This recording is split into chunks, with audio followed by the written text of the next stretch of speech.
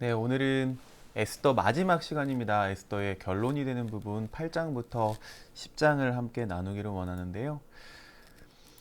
8장에 보니까 이제 새로운 조서가 내려집니다. 새로운 조서. 그래서 에스더에 대해서 먼저 보상을 해줍니다. 왕이 하만의 집을 에스더에게 줍니다.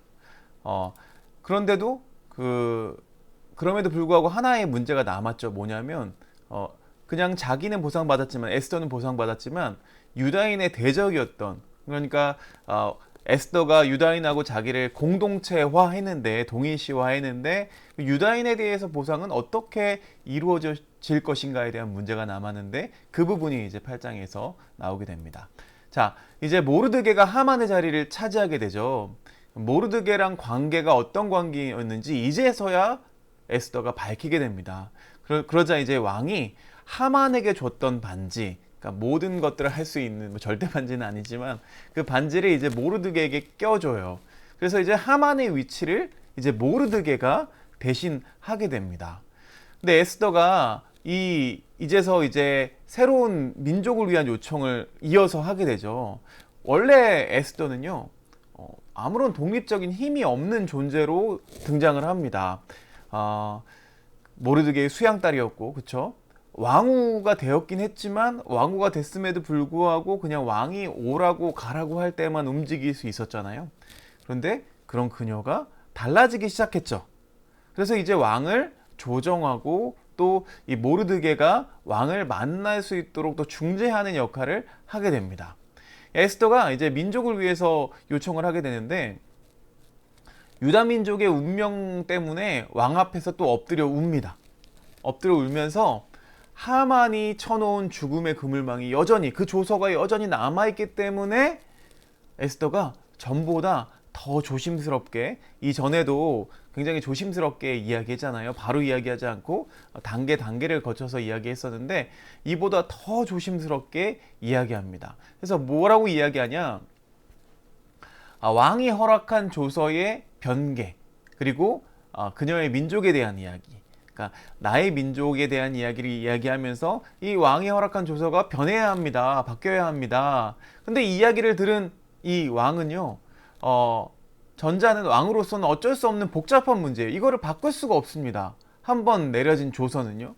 그리고 후자를 생각해 보면 뭐 그녀의 민족에 대해서 이야기했지만, 뭐 에스더는 소중하지만 에스더의 민족까지는 내가 굳이 뭐, 그래서 큰 관심사가 아닙니다. 그러니까 이제 에스더가 이 왕의 의중을 알죠. 그래서 뭐라고 이야기하냐면 이렇게 이야기하는 거예요. 나를 사랑한다면, 나를 조금이라도 아끼는 마음이 있다면, 그럼 나를 봐서라도, 뭐 이런 이야기를 합니다. 보통 이거를 뭐 구해달라는 뉘앙스죠. 뭔가 해달라는 뉘앙스입니다. 그런 뉘앙스로 이야기를 하죠. 아하수에로 왕의 인내심이나 현명함은요, 계속 변함이 없습니다. 이 사람은 그래서 결국에는 어떻게 설득되냐면, 에스더가 이렇게 얘기하죠. 그건 왕의 책임이 아닙니다. 하만의 책임입니다. 왕에게는 책임이 전혀 없습니다. 이것들을 간접적으로 이렇게 표현합니다, 에스더가. 근데 이 에스더의 마음이 어땠을까요? 이렇게 설득할 때도 단순히 설득을 위해서 이야기한 게 아니라, 아마도 그 안에 민족의 멸망, 그 앞에서 사력을 다했던 그런 모습이 아니었나라고 생각합니다. 그래서 이제 새로운 조서가 허락이 됩니다. 그래서 왕의 명의로 유다인에게 조서를 뜻대로 쓰고 왕의 반지로 인을 칠지어다. 왕의 이름을 쓰고 왕의 반지로 인친 조서는 누구든지 철회할 수 없음이니라. 하만에게 허락했던 것과 같은 태도로 또 조서를 허락합니다. 이리 흔들리고 저리 흔들리죠. 어떠한 결과가 나타날지에 대해서는 전혀 관심이 없어요. 그러니까 이 왕은 빨리 그냥 이 문제에서 벗어나고 싶어하는 그런 의도를 가지고 있어요. 에스더와 모르드게 두 사람에게 이 모든 일을 일임합니다. 그래서 새로운 조서가 반포가 되죠. 3장에서 하만의 조서랑 대조를 이룹니다. 그래서 비슷한 용어랑 표현을 반복하죠. 어떤 문학적인 표현이라고 보시면 될 것 같아요. 하만은 유다인의 멸망, 그런데 모르드게는 유다인의 구원과 생명에 대해서 이야기합니다. 그래서 하만이 조서를 내린 지 시완월, 곧 3월 23일, 약 70일 정도가 지났어요. 70일 정도가 지난 후에 새로운 조서가 반포가 되는 거죠. 그래서 이 70일이라는 숫자, 70이라는 숫자가 또 상징하는 것들이 있는 것 같아요. 70년의 포로 생활도 그렇고 상징성을 가지고 있는 것 같습니다. 그래서 유다인이 스스로 생명을 보호할 수 있도록 했고, 그래서 자신들을 치려는 자들에 대해서 방어와 보호를 할 수 있도록 했습니다. 이 조서가, 새로운 조서가 심히 급하게 빨리 전국에 배포되었습니다. 긴급성과 중요성이 있었다는 거죠. 자, 이 내용들을 보면은요, 아말렉은 열국중 으뜸이나 종말은 멸망에 이르리로다 했던 민수기의 어떤 그 예언, 발람의 예언을 다시 한번 상기시킵니다. 결국에는 이 아말렉, 그 하만이죠. 하만의 자손들이 다 멸망을 하게 되죠. 새로운 조서를 반포한 결과 어떻게 되냐면, 하만이 조서를 발표한 후에 모르드게는 어떤 복장을 했냐면, 사실 장례복을 입었었죠. 그때는 굵은 베옷을 입고 이랬었는데, 이제 모르드게가 조서를 반포한 후에는 이제 모르드게가 왕실 고관의 복장을 하게 됩니다. 완전히 반전의 시나리오가 일어나는 거예요. 그래서 그가 리더십에 오르자, 모르드게가 리더십에 오르자 수산에 있는 사람들이 굉장히 즐거이 부르며 기뻐했다라고 표현합니다. 하만이 조서를 내렸을 때는요, 어땠냐면 굉장히 어수선했다라는 분위기가 대조가 되고 있어요. 덧붙여서 이런 얘기가 있습니다. 유다인이 되는 자가 많더라. 17절에 이게 무슨 말인가 하고 제가 이제 찾아봤어요. 그 주석을 찾아봤더니 유다인이 뭐 되는 척했다, 또 유대교로 개종했다, 뭐 이런 종교적인 의미로 우리가 이해하기보다는 많은 사람들이 이 유다 민족의 편에 서고 정체성을 같이 인정해주면서 그들을 지지하게 되었다라는 뜻으로 우리가 해석할 수가 있을 것 같습니다. 그러나 이 8장에서 문제가 다 끝난 게 아니죠. 아직 D-Day가 남아있죠. 자, 9장 말씀 보니까요, 이제 유다인의 승리가 이제 확실해졌습니다. 아달월 12월 30일, 여기가 이 12월 13일이 주는 두 가지의 의미가 있죠. 상반되는 의미가 있습니다. 첫 번째는 왕이 두 개의 상반되는 조명을 행하게 된 날이었고, 또 유다인의 대적이 유다인을 제어하기를 바란 날이었어요. 제어하기를 바란 날. 그런데 이게 어떤 날이 됩니까? 오히려 유다인이 도리어 대적을 제어하는 날이 됐죠. 제어라는 말 찾아보니까 영어로 컨트롤, 그렇죠? 영어로 컨트롤입니다. 자신의 뜻을 다른 사람에게 관철하고자 했던. 그런데 우리가 에스더 말씀 보니까 아하수에로 왕은요, 와스디를 컨트롤하는데 실패했습니다. 또 하만은 유다인을 컨트롤하는데 실패했습니다. 그런데 오히려 이 유대인들이 오히려 그들을 컨트롤하는 위치가 되었다는 거예요. 그래서 모르드게가 이제 왕궁에서 큰 영향력을 가지게 되죠. 왕궁에서 존귀하게 되고 점점 창대해지고 명성을 떨치게 되었습니다. 조서의 모든 내용들이 다 성취가 되었어요. 자, 그래서 이제 불임절이라는 게 등장하죠. 불임절. 이 불임절의 유래를 살펴보니까 조서 안에 있는 내용을 보니까 이 합법적인 도륙이 가능하도록 했어요. 그러니까 우리 유대 민족이 괴롭히는 사람들을 죽일 수 있게 된 거죠. 그래서 몇 명을 죽였냐? 500명을 죽였습니다. 500명을 죽였어요. 하루에. 하만의 10 아들도 죽임을 당하죠. 유다인의 대적이었던 그 하만의 10 아들도 다 죽임을 당합니다. 이름도 등장해요. 그래서 하만이 자랑스럽게 생각했던 모든 것들이 다 사라집니다. 뭐 재산도 마찬가지고 그 자손까지 다 끊기게 됩니다. 그러니까 근데 그 내용에서 보니까 그들의 재산에는 손을 대지 아니하였다라는 내용이 등장해요. 그러니까 자기들을 방어하고 자기들을 보호하기 위한 어떤 정당성 있는 전쟁이다. 약탈이 아니다. 재산권을 탈취할 권리가 있음에도 불구하고 조서에 쓰여져 있어요. 그럼에도 불구하고 재산에 손을 대지 않았다. 뭐 이런 내용이 등장합니다. 근데 뭐 제가 이 내용들을 보니까 좀 불편했어요. 9장의 내용이 좀 불편했는데, 그러니까 나라를 잃고 떠돌고 있는 이 유다인들한테 이 9장의 내용은 어찌 보면 굉장히 카타르시스를 가져다 주었을 거예요. 그런데 이게 지나친 민족주의로 읽다 보면은요, 이게 굉장히 불편합니다. 에스더가 과연 뭐 하나님이, 에스더 말씀에는 하나님이 있다 없다 이것 때문에 뭐 정경이냐 아니냐 이런 위치를 가지고 분분한 의견이 있었다고 말씀드렸는데, 사실은 이 대목이 더 불편한 것 같아요. 제가 지난번에 함께 나눴던 룻기 말씀 보면은 구원론이 보편적 구원론이죠. 모두가 구원받아, 이방인도 구원받을 수 있는 그런 보편적 구원론이 에스더 말씀을 보면요 완전히 퇴행한 그런 느낌이 듭니다. 그러니까 이런 폭력적인 장면을 우리가 미화하거나 또 강조해서는 안 되겠죠.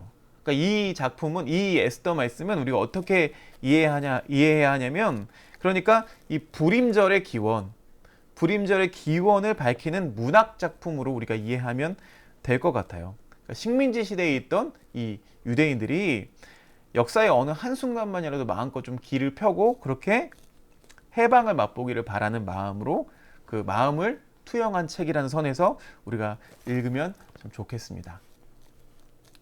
자, 왕이 이제 또 이야기합니다. 왕이 그 이후에 에스더에게 이미 500명을 다 도륙하고 조서가 반포되었음에도 불구하고 또 이런 이야기를 합니다. 이거 벌써 몇 번째 얘기하는 건지 아세요?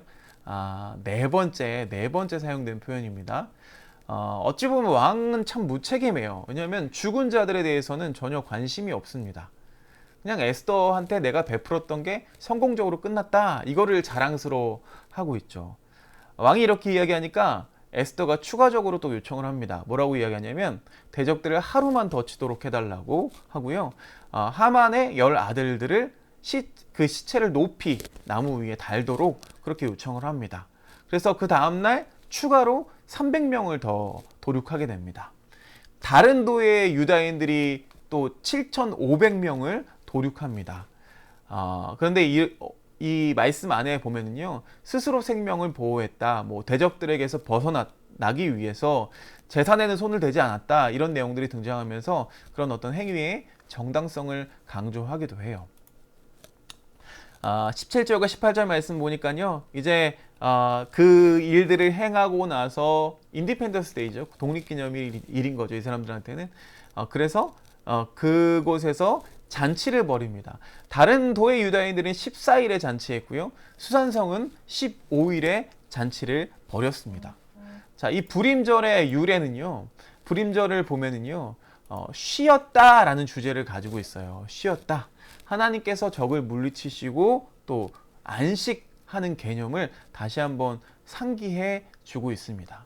그러면서 불임절을 이제 아주 중요한 날로 제정하게 되는데요, 모르드게가 이 일을 기록하고 각 도에 다 글을 보내서 해마다 이날 14일과 15일을 규례대로 지킬 것을 명합니다. 이날의 의미는 어떤 의미냐면, 유다인들이 대적에게서 벗어나 평안함을 얻어서 슬픔이 변화해서 기쁨이 되고 애통이 변화해서 길한 날이 되었다라는 의미를 가지고 있습니다. 우리가 잘 알고 있는 찬양 가사에도 이 내용들이 있었던 것 같아요. 이 불임절하고요, 유월절하고 비슷한 점이 있습니다. 비슷한 점이 뭐냐면, 어떤 백성들의 경험, 이 경험과 또 유월절은 여호와 하나님께서 명령하셨지만 이 불임절은 또 모르드게가 명령해서 이렇게 제정된 원리가 동일해요. 불임절은 현재도 아달월 14일, 2월 25일부터 3월 25일에 지켜지고 있고요. 아달월 15일은 수산의 불임이고 13일은 또 에스더의 금식일로 지켜지고 있습니다. 박희훈 집사님, 우리 그 진화자매가 지난번에 영상을 보내왔는데 이 뭐 금식일 영상을 보내줬더라고요. 거리에, 이스라엘 거리에 아무도 없는 그런 모습을 제가 봤던 것 같아요. 간접적으로 봤던 것 같아요. 이 불임절은 어떤 의미를 주느냐? 불임절은요, 하나님께서 이 백성을 지키신다는 거죠. 2차 세계대전 당시에 수용소에 갇혀있던 유대인들한테서 이 에스더 말씀이 굉장히 소중하게 취급되었대요. 왜냐하면 그 희망을 바라볼 수 없는 상황에서 하나님의 구원을 바라보면서 희망을 가졌기 때문에 그때는 정말 이 에스더 말씀을 정말 소중하게 붙잡았다고 합니다. 10장 말씀 보니까요, 10장은 굉장히 짧습니다. 그렇죠? 모르드게의 명성에 대해서 설명하고 있습니다. 이거 좀 아이러니합니다. 에스더서인데 에스더가 주인공일 것 같은데 마지막에는 에스더가 등장하지 않아요. 모르드게만 나옵니다. 그래서 모르드게의 명성에 대해서 이야기하는데 에스더 1장에서 바사 왕국의 위대함을 언급했었죠. 근데 10장에서는 이제 그때보다 더 확대돼서 영역이 생겼다. 1장에서는 인도와 구스까지라고 표현했는데 10장은 본토와 바다 섬들까지. 그래서 더 그 영역이 넓어졌다는 것을 알 수가 있고요. 이 모르드게가 등극하게 돼서 왕의 국고가 더 윤택해졌다라고 이야기하고 있고, 또 모르드게를 언급하면서 다른 어떤 이스라엘 왕들과 비슷한 위치로 끌어올려서 이 디아스포라 유대인들한테 이 모르드게의 존재를 이렇게 부상시켜주는 그런 역할을 하고 있습니다. 모르드게가 아하수에로 왕 다음 가는 지위를 얻게 됐고, 또 허다한 형제에게 인기를 얻었다. 왜냐하면 이 모르드게가 백성의 이익을 우선시하고 유다인의 평화와 안녕을 도모했기 때문이다 라고 기록하고 있습니다. 에스더 말씀을 마칠 텐데요. 에스더 말씀을 마치면서 나가면서 에스더의 이야기는 이 민족주의적 중심으로 봤을 때, 유다인의 중심으로 봤을 때 이거는 굉장히 해피엔딩 작품이죠. 그런데 과연 이야기했던 대로 이 에스더 말씀에서는 하나님이란 존재가 뭐 전혀 등장하지 않은데, 예전적인 것도 전혀 등장하지 않은데, 그렇다면 과연 이 책에는 하나님의 흔적조차, 존재조차 보이지 않는가? 이 부분에 대해서 우리가 다시 한번 생각해 봐야죠. 하나님이 침묵하시는 것 같지만 그 침묵에서 오는 더 강력한 메시지가 있는 것 같아요. 페르시아 말로 별을 뜻하는 에스더. 에스더라는 이름의 뜻이 별이에요, 별. 근데 히브리식 이름은 하다사라고 불렀습니다.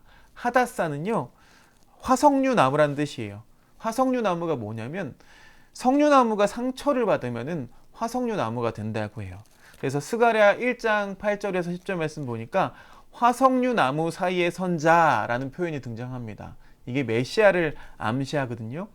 그러니까 십자가에 달리신 예수 그리스도는 화려하고 웅장한 어떤 백향목 같은 그런 사이가 아니라 상처 있고 볼품없는 화석류 나무 사이에 계시다는 거죠.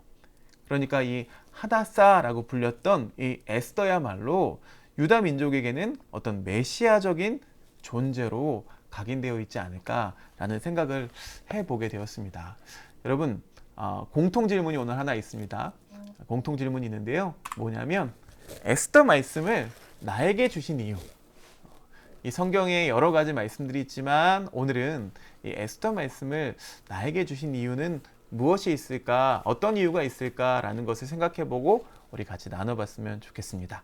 에스더 말씀 오늘 여기서 마치도록 하겠습니다.